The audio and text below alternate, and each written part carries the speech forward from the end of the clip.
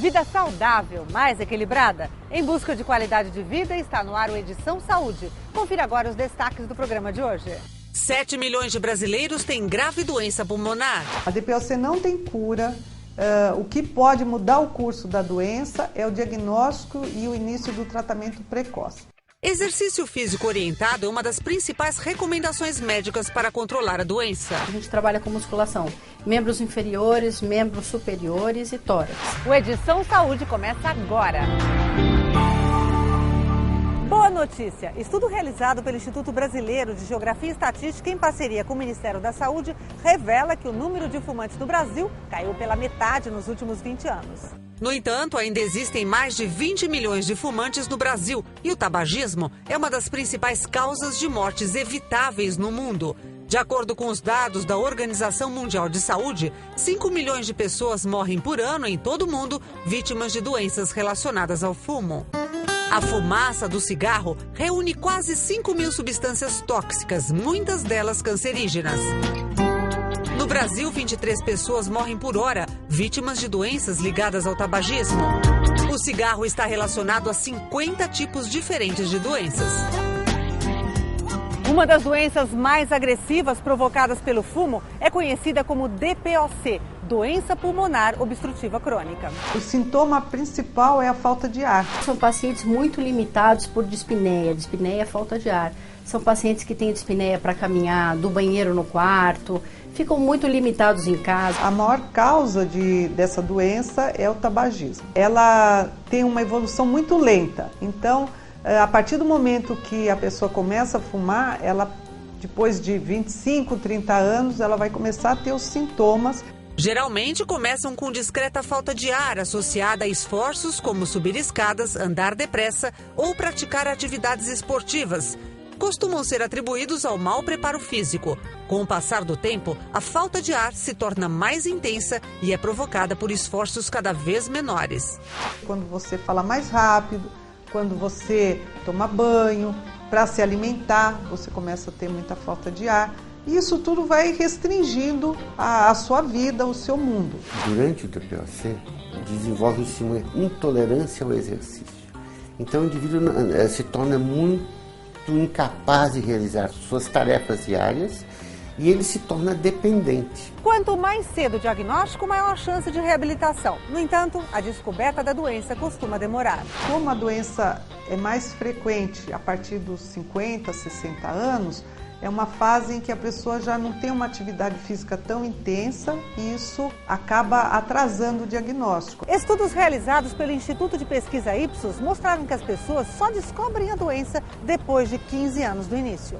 Atualmente, cerca de 7 milhões de brasileiros foram diagnosticados com a doença pulmonar obstrutiva crônica. A DPOC, ela se caracteriza por uma bronquite e pelo enfisema. À medida que a pessoa fuma, ela vai desenvolvendo uma inflamação nos brônquios e esses brônquios eles vão ficar menores. A quantidade de ar que passa pelo brônquio vai ser menor. Ao mesmo tempo que isso acontece, uma destruição das paredes alveolares por causa das substâncias existentes nessa fumaça que é inalada e isso provoca um desarranjo na arquitetura do pulmão que a gente chama de enfisema. A pessoa que fuma deve passar por exame clínico regular a partir dos 40 anos. Fumei durante 50 anos, em uma média de 2 maços por dia. O meu clínico geral mandou fazer uma tomografia computadorizada por uma questão de um controle estatístico, pela minha idade e pelo fato de ser fumante. Aí apareceu o enfisema. A espirometria é um exame fundamental para você fazer o diagnóstico e classificar o grau da doença. O DPOC não é uma doença só do pulmão. É uma doença que deteriora o organismo e principalmente a musculatura periférica. Ele tem muita fraqueza de membros inferiores, fraqueza muscular de membros superiores. Isso não acontece em todos os fumantes.